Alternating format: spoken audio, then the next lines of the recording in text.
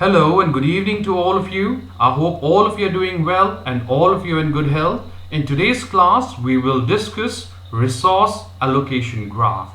A resource allocation graph is a visual or a mathematical way to determine if a deadlock has happened in a system or if a deadlock may happen in a system. So resource allocation graph is a visual or a mathematical technique for determining if a deadlock has happened or if a deadlock may happen in a given system. A resource allocation graph G is represented with the help of vertex set V and edge set E, wherein the vertex set E is partitioned into two subsets, namely P and R. P represents the set consisting of all the processes in the system, whereas R represents the set consisting of all the resource types in the system. So P refers to the set of processes and R refers to the set of resources. Now edges in the edge set E. Edges in the edge set E may be either directed from process to the resource, or it may be either directed from resource to the process. Again, I'm repeating it.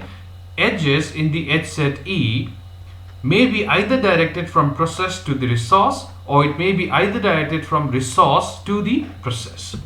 Now let's try to understand the significance of the arrows that are directed from process to the resource and from resource to the process. An arrow from the process to the resource indicates that the process is requesting for that resource. Again, I'm repeating it. An arrow from the process to the resource indicates that the process is requesting for that resource. So it's called as the request edge. So request edge is directed edge from process to the resource, indicating that the process has requested for a unit of the resource. Likewise, an arrow from resource to the process shows that an instance of the resource has been allocated to the process. An arrow from resource to the process shows that an instance of the resource has been allocated to the process. Now this edge is called as an assignment edge. So assignment edge is directed from resource to the process, indicating that resource is assigned to the process. So these are the ways how you distinguish between edges that are directed from process to the resource and the edges that are directed from resource to the process. Now let us try and understand the notations that are used in resource allocation graph. Now process is represented by a circle. So in a resource allocation graph, process is represented by a circle. Resource is represented by a square. Dots on a resource represents the number of instances of that particular resource. Again, I'm repeating it. Process is represented by a circle, resource is represented by a square, and dots represents the number of instances of resource of a given resource or a particular resource type. Request points to square, whereas assignment comes from dot. So this is to be remembered. All the request points to the square and assignment comes from dots. Now let us try to understand with the help of an example. So here P1 is a process. P1 is a process represented by a circle. R1 is a resource represented by a square. Now there is a single dot on resource R1, indicating that there is only a single instance of resource R1. So this is the way how the representations are interpreted. Now here R4 is a resource which has 4 instances of it. So R1 is a resource which has single instance, whereas R4 is a resource that has 4 instances. Now you have an edge that is directed either from resource to the process or from process to the resource. So you can have an edge as a request edge, or you can have an edge as an assignment edge. Now let us consider a situation. You have a process set P where you have three processes P1, P2 and P3.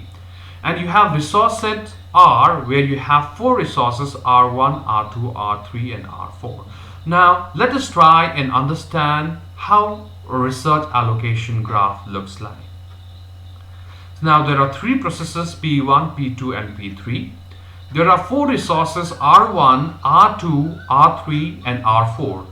R1 has a single instance, R2 has two instances, R3 has a single instance and R4 has four instances. So where we have three processes and four resources where R1, R2, R3 and R4 have 1, 2, 1 and 4 instances respectively.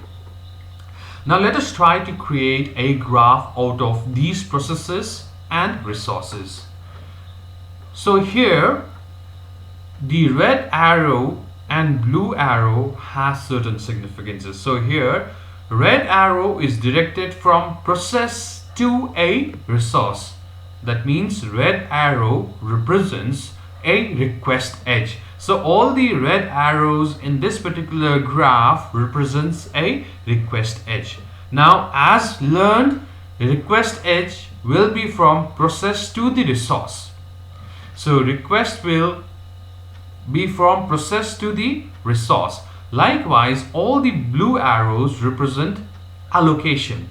So these are directed from resource to the process. And if you see it properly, the blue arrow originates from the dots. So the instances of the resources are being allocated to the process. So P1 is allocated with an instance of R2, whereas P1 is requesting for R1. P2 is being assigned with an instance of R1 and R2 where it's waiting for an instance of R3. P3 is being assigned with an instance of R3, it's waiting for a resource, instance of resource R4. So this is the way how this resource allocation graph is interpreted. So here the red link represents request edge, the blue link represents the assignment edge. Now here I've used different color conventions in order to make it easy for you to recognize the different types of arrows that are placed in between the processes and the resources. So here we have three processes, four resources, and a graph is being built out of the three processes and four resources that represents request and assignment. Now here P1 is a process that is assigned with an instance of resource R2, but it is waiting for an instance of resource R1. Now the instance of resource that is being that P1 is waiting for is being held by P2, right? Where P2 is assigned with instance of R1 and R2 and it's waiting for a resource R3. Now resource R3 is being held by process P3, which is waiting for a resource R4. So now just see here, P1 is a blocked process, P2 is again a blocked process because both of these processes are waiting for a resource that is being held by some other process that is waiting for some other resource, right? So here P3 is an active process because P3 can be assigned with an instance of R4. It can complete its task. Meanwhile, it completes its task. It can release R3. R3 can be assigned to P2. P2 will complete its task. It will release R1, R2 and R3. Then R1 can be assigned to P1 and P1 eventually complete the task. So these are the ways how the blocked and the active tasks are represented in case of a resource allocation graph. Now let us try and understand resource allocation graph in a greater detail with the help of an example. Now here request edge, as said, it's directed from process to the resource, right? It's directed from a circle to the square, and assignment edge is directed from a dot to the process. So this is the way how representation is made in case of request and assignment. Now let us consider that in the process set you have three processes, you have four resources. So the processes are P1, P2 and P3. The resources are R1, R2, R3 and R4. So here we have three processes P1, P2, P3 and four resources R1, R2, R3, R4. Now P1 is assigned with an instance of resource R2. It's waiting for instance of resource R1. Likewise, P2 is assigned with an instance of resource R1 and R2, but it's waiting for an instance of resource R3. Now likewise, P3 is assigned with an instance of R3 and it's waiting for a resource R4. Now here P1, P2 are blocked processes, but P3 is an active process. With the help of P3, P2 and P1 can complete its execution. So potentially the condition of deadlock may be avoided. But let us consider a situation where P3 will request for a resource R2 that is being held by P1 and P2, right? Okay. Now let us consider a situation that we have three processes again. We have four resources. Now P1 is requesting for resource instance R1 and it's holding R2. P2 is holding R1 and R2 instance of resource R1 and R2 and it's waiting for R3. P3 is holding an instance of resource R3, but now it has made a request for an instance of resource R2 that is being held by P1 and P2. So here now all of these three processes will enter into an indefinite wait because P1 and P2 were already in a block state. Now P3 has also entered into a block state by making a request to resource R2 that is being held by P1 and P2. So here all of these three processes P1, P2, P3 will enter into a block state. So this creates a deadlock. So all of these three processes enter into a block state. So now here what we have is we have deadlock because neither of the three processes can proceed forward with execution. So here to elaborate on this resource allocation graph, we will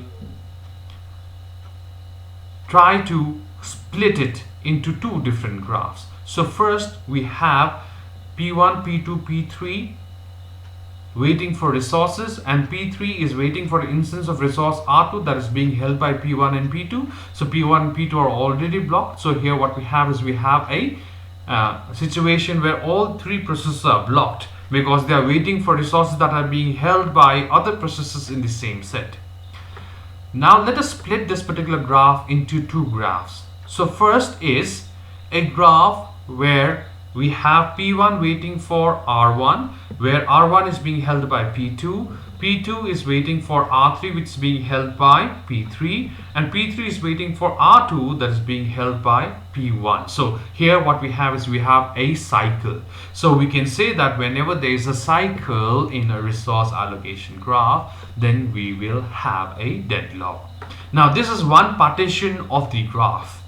The other partition of the graph looks like this. So here we have two processes P2 and P3. So P2 has R2. It's waiting for R3. R3 is assigned to P3. P3 is waiting for R2. So one of the instance of R2 is being held by P1, so there is no instance that is free. So again what we have is we have a cycle here. So if there exists a cycle in a resource allocation graph, then it's destined that we'll have a deadlock in that particular resource allocation graph. Now let us try and understand it with the help of a very simple flow notation. So here we have two flows. First flow is from P1 to R1 to P2 to R3 to P3 to R2 back to R1, right? So this is the first, or it represents the first graph. Now the second graph is from P2 to R3, R3 to P3, P3 to R2 and R2 back to P2. So this is the second flow that is there. So we have two cycles in this resource allocation graph which represents the existence of deadlock. Now let us try and understand condition for deadlock. So as we have seen in the previous resource allocation graph, cycle is a necessary condition for deadlock. Cycle is a necessary condition for deadlock, but when dealing with multiple unit resources, cycle is not sufficient to create a deadlock. So this is also what we have seen in the previous example. So cycle is necessary condition for a deadlock, but when dealing with multiple units of resources or multiple instances of resources, that is not sufficient. So in order to have a deadlock in a resource allocation graph where there are multiple instances of resources, a knot must exist. A cycle, that is a cycle with no non-cyclic outgoing path from any involved node. So there must exist a knot, which is a cycle with no non-cyclic outgoing path from any involved nodes. So in order to have a deadlock in a resource allocation graph with multiple resources, a knot is mandatory. So it has to have a knot, which is a cycle with non-cyclic outgoing path from any involved node. Now let us try to understand what a knot basically implies. So here we have four processes, P1, P2, P3 and P4, and we have two resources R1 and R2 with two instances each. So there are two resources R1 and R2 with two instances each. Now we have four processes P1, P2, P3 and P4. Now here instance of resource R2 is assigned to P1 and P1 is waiting for an instance of resource R1. So P1 is waiting for an instance of resource R1 and it's assigned with an instance of resource R2. Likewise, P2 is assigned with an instance of R1 and P3 is assigned with another instance of R1, wherein P3 is waiting for an instance of R2 and P4 is waiting for an instance of R1. So here, if you understand the orientation, P1 is a block process because P1 is waiting for a resource that is being held by some other process which is also waiting for another process to release the resource, right? Okay, so P1 is a block process. P2 is an active process because P2 can perform its operation and then release R1, which may lead to execution of P4, which will subsequently lead to execution of P3 and eventually it will lead to execution of P1. So here P1 and P3 are two block processes, whereas P2 and P4 are two active processes because P2 and P4, P2 on performing its operation and releasing R1 will make resource available for P4, P4 on execution, right, will release R2 and then utilizing that P3 can perform its operation and eventually P1 can perform its operation. So this is the way how the orientation of the graph is done, right? Okay, so scenario 1, so if P4 requests for resource R1, no deadlock happens since P2 may release R1 allowing P4 to complete. So this is what is understood. So if P4 will request for R1, there will be no deadlock since P2 may release R1 allowing P4 to complete. Now let us consider the second scenario wherein P2 makes a request to resource R2, right? Again, now here P2 makes a request to resource R2. So here now what happens, that just see, because of P2 making request for R2 where R2 is being held by P1 and P4 of the same set,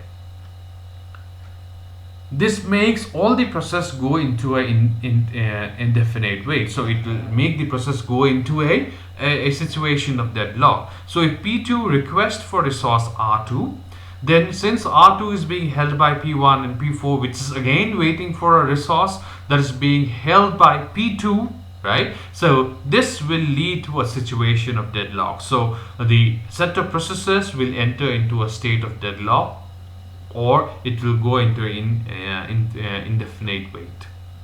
So this is what the necessary condition for deadlock is. So cycle is necessary for deadlock, but it's not sufficient in situation when there are multiple instances of resources in the resource allocation graph. So there must exist a knot. There must exist a knot, a cycle, that is a cycle with non-cyclic outgoing path from any of the involved nodes. So here we have a path from P1 to R1, from R1 to P3, P3 to R2, R2 to P4, P4 to R1, and R1 to P2, and likewise P2 to R2. So this is one path. Then we have another path, that is P1 to R1, R1 to P3, P3 to R2, back to R1. And we have another path, that is the bigger path. That's the bigger path. That is P1 to R1, R1 to P3, P3 3 to R2, from R2 to P4, from P4 to R1, from R1 to P2, from P2 to R2, and back to R1. So we have two cycles here, right? Okay. So here, this particular graph best explains the condition for deadlock. So this is the way how deadlock happens in a given system. So let us try and understand some of the conditions for deadlock. So if the resource allocation graph contains no cycle, then there is no deadlock in the system at that instance of time. So if a resource allocation graph does not contain a cycle, then there is no deadlock in the system at that instance of time. If the resource allocation graph contains a cycle, then there may exist a deadlock. Right, this is also what we have understood. So if the resource allocation graph contains a cycle, then a deadlock may exist in a system. If there is a cycle and the cycle involves only resources which has a single instance, then definitely there is a deadlock that has occurred. So if there is a cycle and the cycle involves only resources which has single instances, then a deadlock has definitely occurred. If there is at least one resource type that has multiple instances, then a cycle does not necessarily imply deadlock. In such situation, there must exist a knot. There must exist a knot in order to, for a deadlock to happen, or in order to have a deadlock in a resource allocation graph. So these are the four prime conditions for deadlock to happen. So in today's class, what we have learned about is we have learned about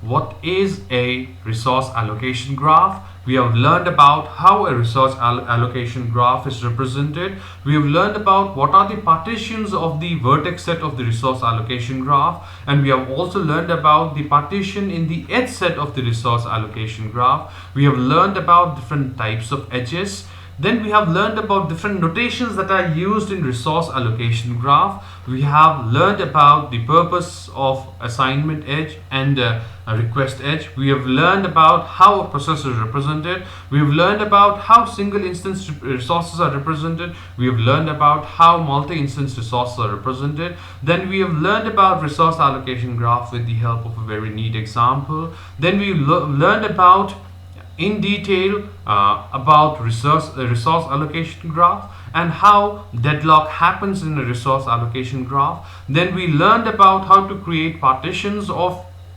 resource allocation graph in order to identify the cycles that are there in the resource allocation graph. And then we created a representation of the subgraphs that are there in resource allocation graph in order to represent deadlock. Then we represented a very simple node and edge representation of processes and resources in order to show the cyclic path.